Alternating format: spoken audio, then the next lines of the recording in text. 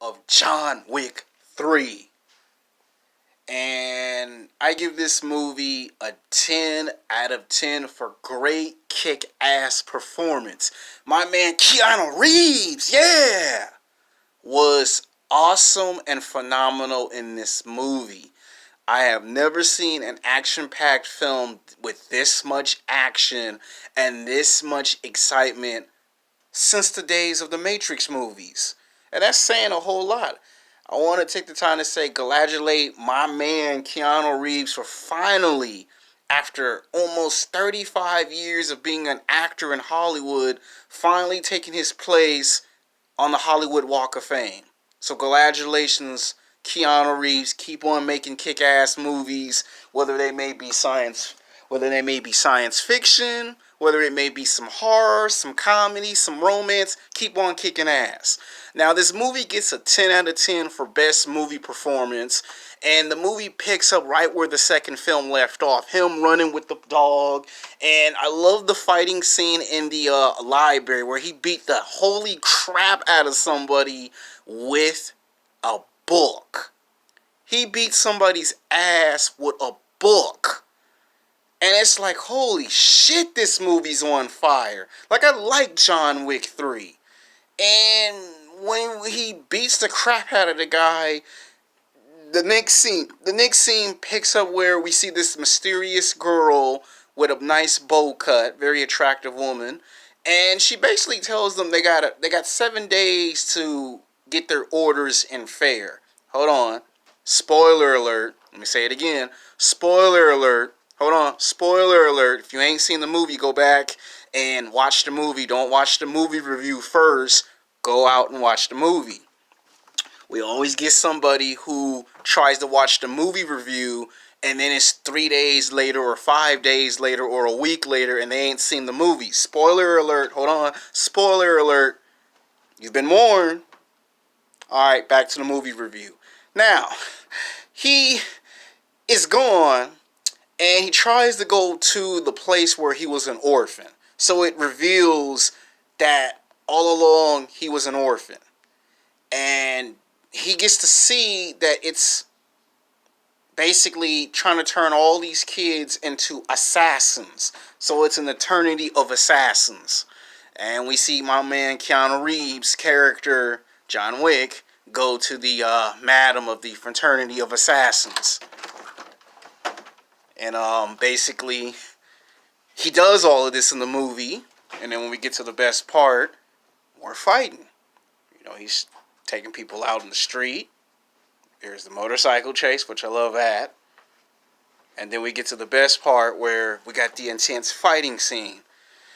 Now, Marcus Discousins, wherever his last name is, he betrayed himself as the villain of the movie. And you kind of had a feeling that, yeah, we got to bring in someone to come take him out because he's doing too much damage. We got to see Halle Berry in her glory. It was nice to see Halle Berry in this movie. I love the fact that they killed her dog and she had 2 other canines and they were taking out, people from the Middle East.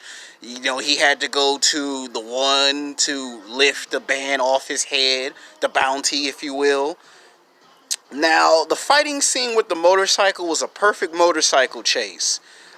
He had to cut his finger off, which is painful. And then to have to go back to the city of New York where you had the ban on you and take out more people. The fighting scene with the 2 guys looked like twins. Perfect fighting sequence ever. And then the sword fighting was beautiful. I mean, that's the best class of cinema of martial arts I've ever seen in years. It's up there with Bruce Lee's style of choreography and martial art fighting scenes. I mean, it's up there. Now, for as far as I like the villain choice, I felt that they could have spin this another way. I felt that they could have revealed something much darker and much bigger.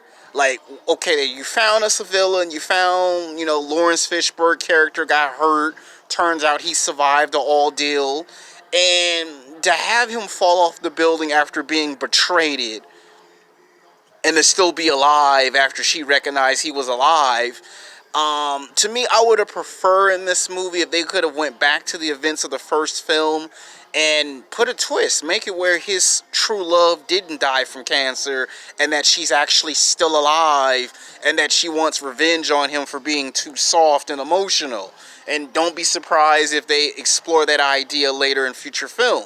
This end credit scene, I would say, it teased a John Wick 4. You know, in another 3 years, we're gonna see a John Wick 4. Just the way the movie ended, you know you're gonna see a fourth installment. Like, I can't wait for them to come up with an interesting concept for a John Wick 4. And I'm pretty sure they'll have to bring Halle Berry back because her part in this movie was great. Like, this was the first time Halle Berry was powerful on screen.